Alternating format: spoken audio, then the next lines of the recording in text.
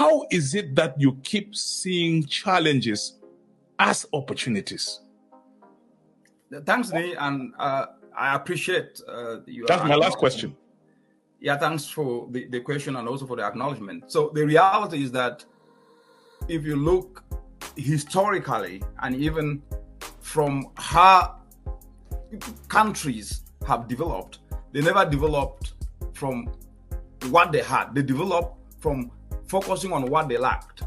So if you don't have, that should be a motivation for you to look how you can then be able to get what you don't have. And so a challenge is actually not the opposite of lack.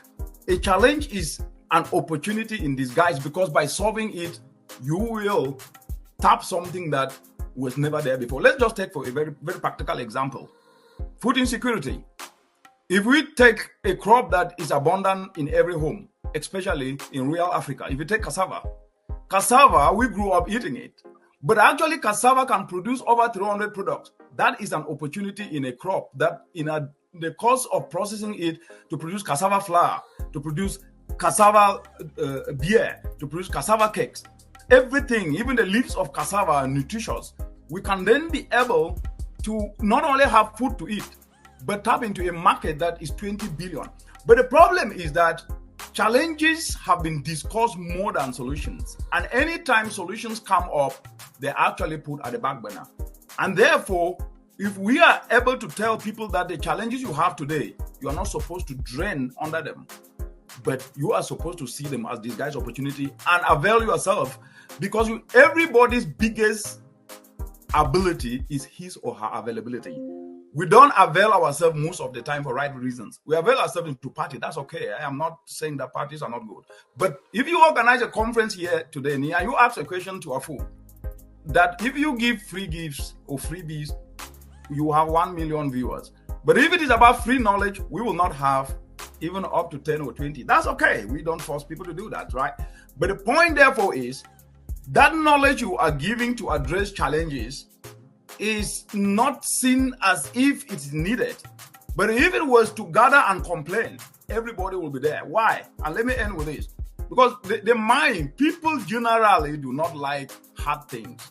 Soft life is what generally humanity usually embraces, because the brain is such that what is hard is not absorbed easily. And the brain loves comfort. So effort is never liked. Ease is liked. And so challenges then grab the opportunities. And because the mind is intentionally made not to like discomfort, we then don't see the opportunities in that discomfort.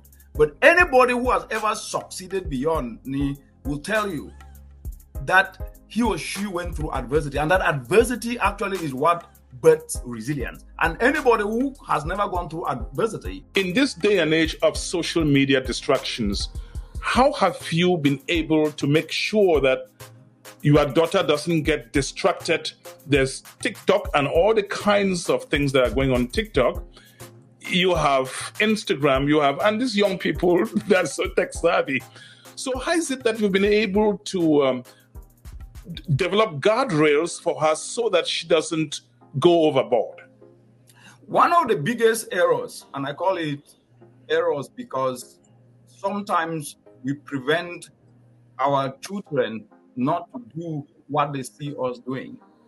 And therefore, asking them or engaging them early on to do what we do, but with guidelines and also with the areas in which they cannot be able to go to, is important. So at the age of 4, we already introduced Danielle to start using an iPad and start understanding how the internet works. And so she started understanding watching YouTube. And then at the age of 8, she was already understanding how these things work. And then she created an account in Instagram and all that. And all we were making sure was that when you tell a young kid that it is not good, without also giving reasons why it is not good, and also not showing how that young kid can be able to utilize it and not do what you have asked her to do, then the day they get the opportunity to do it, they will do it wrong. And I think this goes back to our upbringing, which was that when elders were talking, even if you were young, you could not be able to bring an idea. And that was good because that was to protect us. It's the same today, but in a different realm of transformation, which in this case is social media, which is young people are utilizing it not for the good reasons mostly, but they can utilize it for the right reasons. And so how we nurture ours, you can use social media to pitch what you are doing at this young age, and that can fit into your CV. You can use social media to communicate your thoughts, and in that way, by the time you are finishing high school and getting to university, you already have a community you are building. That was for good. But these are the do's and these are the aspects that we cannot be able to do, which is knowing that social media is also a space in which you can be hijacked. Your information can be hijacked. You can be lured into things that are not important. So the underlining word is starting early, showing the pros and cons, but also being very strict and disciplining the child if he or she goes against what you've said. As they say, you cannot be able to spare the rod to spoil the child, but in this case, we're not using the hard rod, but the soft one. Thank you. My final question to you, Dr. Richard Munang, you hold a PhD, and typically, African parents educated like you, they would be more interested in having the child study, become a doctor like me. So how did you get into mindset change, revolution, reconstruction? I think that's a very important question, Ni. When you look at how the world is today, you tend to ask, what is it that the world lacks that we cannot be able to address the challenges we face? And you look at it, you notice we have abundance. Then, when you look at what is it that we don't have, especially in the developing world like Africa, for example, you notice that we lack nearly everything. When I say we lack electricity, over 640 million people are energy impoverished. Food insecurity, 270 million children, mothers, fathers going to bed every day without food, and so on and so forth. Healthcare broken, infrastructure. Then the question you hear in every sphere and every corner of the world, especially from the developing world, which is rightly so, but not always right sometimes, is they have to do it for us. So the question has always been externalized, that they have to do it for us. But when you look at it, you will notice that what we are asking as people to be done for us is actually what we can do. And therefore, it means that if you were to give people fish, which you could have taught them how to fish, then they will always ask you fish because they know that you can give them. But if you make them to understand that at least they are asking for fish, which is actually in their backyard, they can actually learn how to cultivate it and make more money and eat more fish, then that could happen. And that is why the aspect of leveraging mindset change and starting to preach this and push this was actually to fill that gap that we have forgotten ourselves sometimes and think that without someone doing it for us, then definitely we can never progress. But in reality, what we actually seek is in us. The ability to understand that lack thereof is not poverty, but that poverty is actually a mindset issue because nobody was born with anything. And therefore, if you don't have today, you can also have. And you can, if you have today, you can also lose it tomorrow. And so we can rise and fall and rise again, but all the ingredients are in us. My Africa, keep watching. Daniel, while some people might align with your thought process, they may not know where to start. So my question to you is, where does this mindset reconstruction start? Well, it starts with awareness. Awareness is the key step in order to reboot your mindset because we need to realize our strengths and our weaknesses. And from there, we can be able to build on our strengths while mitigating our weaknesses to become better than we were before. So let's put this into perspective. If you have a seed and the soil is not fertilized, then it will not grow. So we need to start by fertilizing our minds to become the best version of ourselves and to have a healthy and positive mindset so that when we are facing challenges, we can be able to excel. So in order for us to move into the fifth dimension, we need to be aware of what we are lacking and strive to have smart, measurable, achievable, results-based, and timely goals, which are known as SMART goals, so that we can be able to achieve what we want, not only for this new year, but for the rest of our lives. In case you are just joining us, you are watching Next Generation today on Chat Night Africa.